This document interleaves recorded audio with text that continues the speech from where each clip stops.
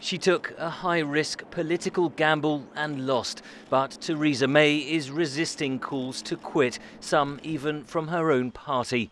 After visiting the Queen Friday, part of electoral procedure, she announced she would try to form a minority government supported by the Democratic Unionist Party, or DUP, from Northern Ireland.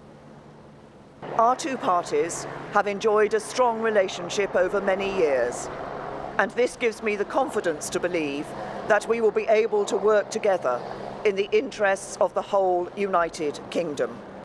May insisted the Brexit talks would begin as planned next week, but this is far from business as usual. After losing 13 seats and her parliamentary majority, she will have to rely on the support of the DUP vote by vote. That is simply unsustainable, says political analyst Ian Dunt, author of the book Brexit, What the Hell Happens Now? Minority governments in Britain anyway have very, very bad track records. They always get torn apart. The system doesn't like it.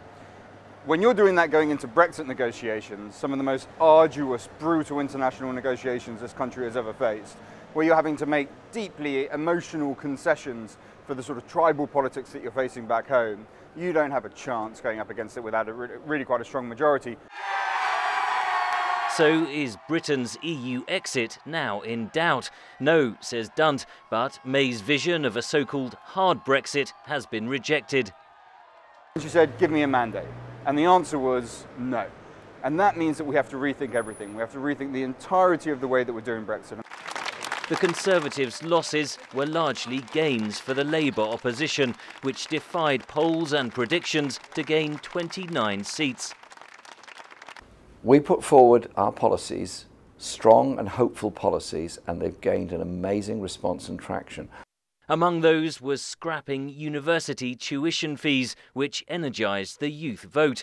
This group of teaching students all voted Labour.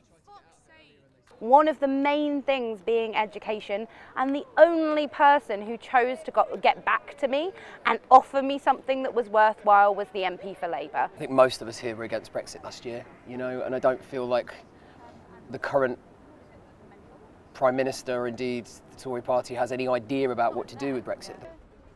But elation in the Corbyn camp is tempered by electoral reality. In a sort of Bernie Sanders-like way, he just created this momentum, this sort of idealistic momentum around young people, done something extraordinary. But he still doesn't have that many seats. A year after the Brexit vote, Britain appears as divided as ever between young and old, left and right, pro and anti-Europe. Theresa May's campaign catchphrase of a strong and stable government has backfired. It now looks like Britain is set for months of political chaos. Henry Ridgwell for VOA News, London.